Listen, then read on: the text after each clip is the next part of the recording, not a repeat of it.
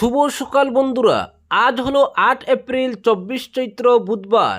আজকের সকালের বিশেষ বিশেষ খবর হলো কাল ভোট, স্বচ্ছ অবাধ ভোটের জন্য প্রস্তুতি চূড়ান্ত কমিশনের। 722 জন প্রার্থীর ভাগ্য নির্ধারণে 2.50 কোটি ভোটার। এক নজরে ভোট প্রস্তুতি সম্বন্ধে বিস্তারিত থাকবে প্রতিবেদনে। 90টির বেশি আসন নিশ্চিত এনডিএর, বিজেপি একাই 70। প্রচার শেষে দাবি মুখ্যমন্ত্রীর, কৃতজ্ঞতা জানালেন রাজ্যবাসীকে। বরাকে মেধার অভাব বলা রাজদীপ কোন মুখে ভোট চাইছেন, প্রশ্ন অভিজিতের। প্রচার অভিযানে সাড়া পেয়েছি, বিধায়ক হলে শিলচরের উন্নয়নে সচেষ্ট থাকব, মন্তব্য কংগ্রেস প্রার্থীর। প্রচারের অন্তিম পর্বে বাইক র্যালিতে শক্তি প্রদর্শন কংগ্রেসের, ধলাইয়ে জমল রাজনৈতিক আবহ।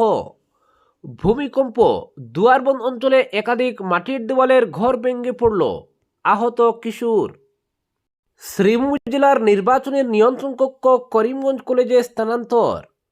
শ্রীভূমি জেলায় নির্বাচন সুষ্ঠুভাবে সম্পন্ন করতে বিএনএসের 163 ধারা জারি।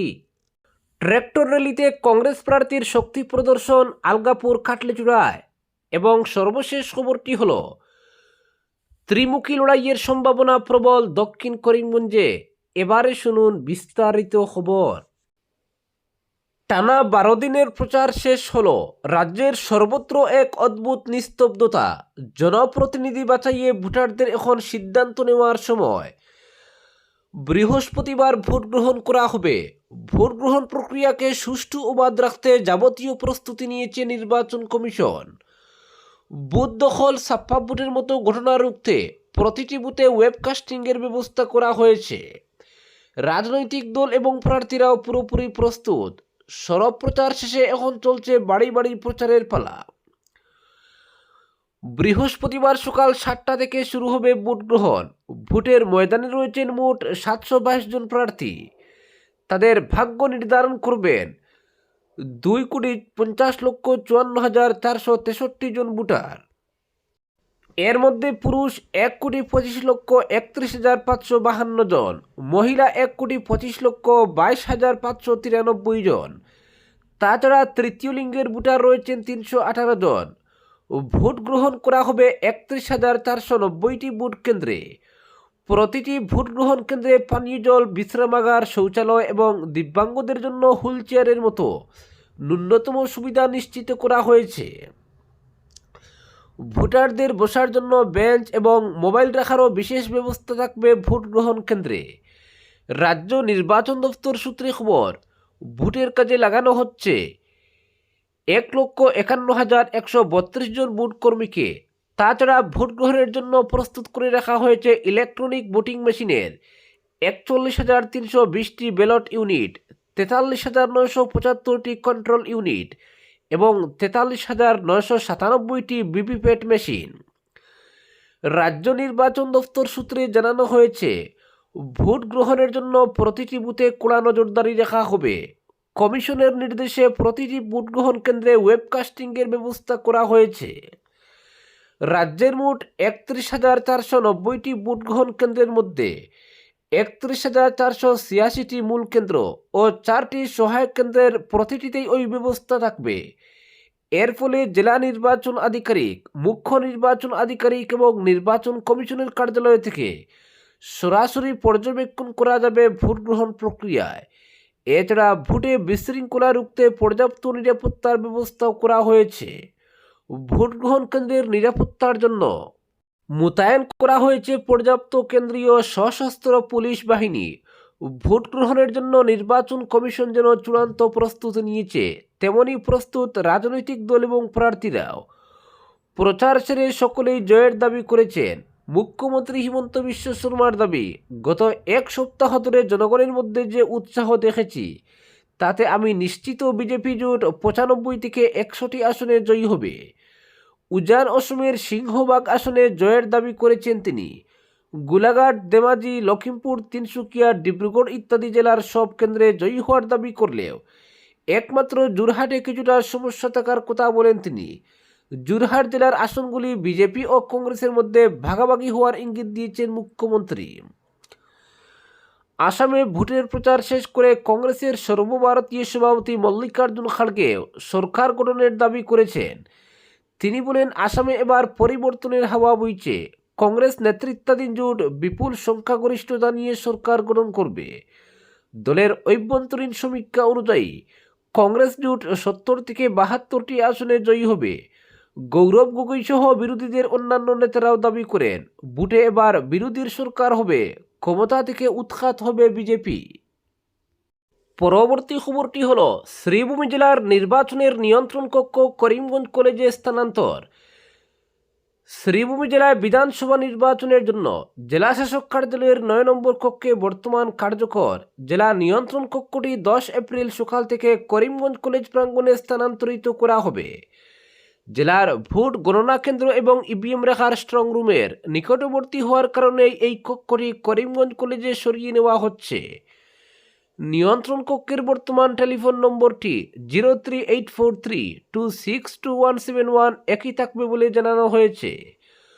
10 এপ্রিল সকাল থেকে গণনা প্রক্রিয়া শেষ না হওয়া পর্যন্ত এই কক্ষটি দিনরাত 24 ঘন্টা সচল থাকবে। পরবর্তী খবরটি হল, শ্রীভূমি জেলা ম্যাজিস্ট্রেট জেলায় বিধানসভা নির্বাচন অবাধ ও সুষ্ঠুভাবে সম্পন্ন করতে ভারতীয় নাগরিক সুরক্ষা সংহিতার 163 ধারার অধীনে সমগ্র জেলায় বেশ কিছু বিধিনিষেধ জারি করেছেন। এই আদেশ 7 এপ্রিল বিকাল 5টা থেকে কার্যকর হয়েছে। বিধিনিষেধ অনুসারে যে কোনো পোলিং স্টেশনের 100 মিটার ব্যাসার্ধের মধ্যে কোনো বুথ স্থাপন করা যাবে না এবং 200 মিটারের মধ্যে বেসরকারি যানবাহনের প্রবেশ নিষিদ্ধ থাকছে। এতে 5 জন বা তার বেশি মানুষের সমাবেশ, জনসভা, র্যালি বা মিছিল মঙ্গলবার বিকাল 5টা থেকে ভোট গ্রহণ প্রক্রিয়া শেষ না হওয়া পর্যন্ত কঠোরভাবে নিষিদ্ধ ঘোষণা করা হয়েছে। ভোট গ্রহণের শেষ সময়ের পূর্ববর্তী 48 ঘন্টা পর্যন্ত কোনো ধরনের লাউডস্পিকার ব্যবহার করা যাবে না। ডিজিটাল মাধ্যম সহ যে কোনো মাধ্যমে অপিনিয়ন পোল বা এক্সিট পোল প্রকাশ করা নিষিদ্ধ। আদেশ অনুসারে শ্রীভূমি জেলায় চলাচলের সময় কোনো 2 চাকার যানে যেমন স্কুটি, মোটরসাইকেল ইত্যাদিতে চালক ছাড়া দ্বিতীয় কোনো ব্যক্তি বা পিলিয়ন রাইডিং করা যাবে না।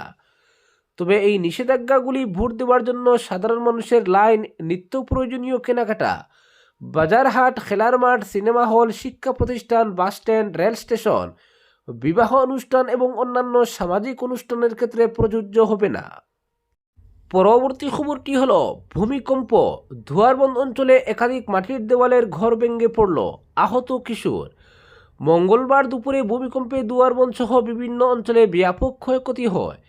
একাধিক মাটির দেওয়ালের ঘর ভেঙে পড়েছে, বিভিন্ন এলাকায় ব্যাপক ক্ষয়ক্ষতির ঘটনা ঘটেছে। বড়জেলেঙ্গা উন্নয়ন খণ্ডের সোনাচূড়া গ্রামে একটি মাটির দেওয়ালের ঘর ভেঙে গুরুতর আহত হয় দীপ সূত্রধর নামে প্রায় 15 বছর বয়সী এক কিশোর। বর্তমানে চিকিৎসা চলছে।